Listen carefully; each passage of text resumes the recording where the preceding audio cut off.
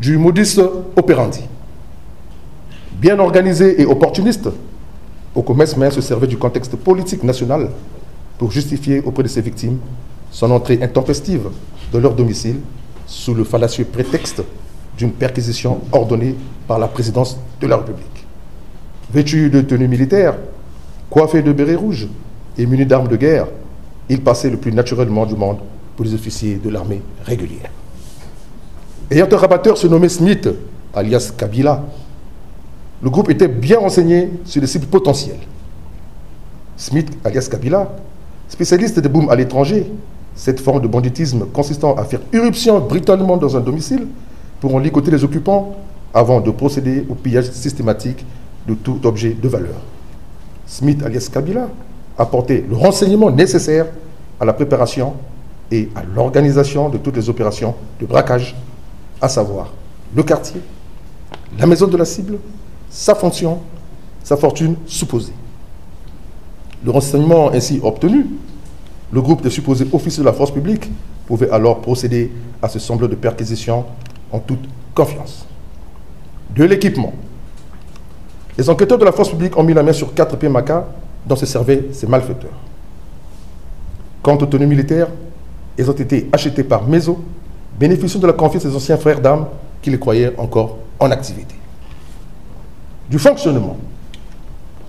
Une fois la cible identifiée, le groupe louait des véhicules de luxe et opérait exclusivement entre 6h et 8h du matin.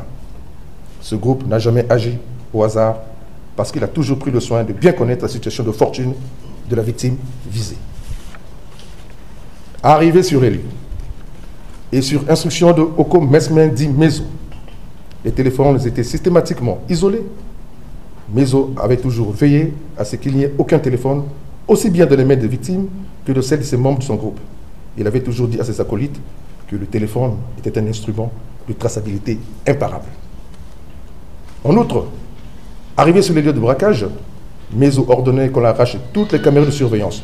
Vous comprenez aisément, mesdames et messieurs, que c'est un peu de la providence qui aura fait qu'il n'ait pas pris ces dispositions le jour fatal.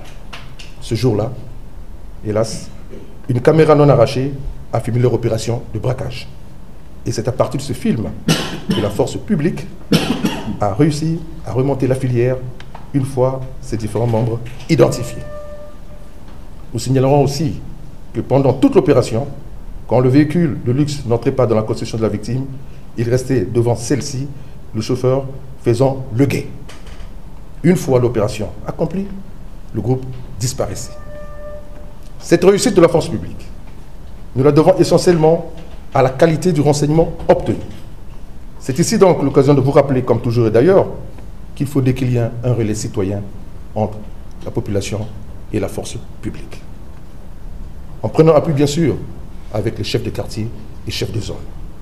Sans le renseignement, sans donc votre apport, il n'y a point de miracle à attendre.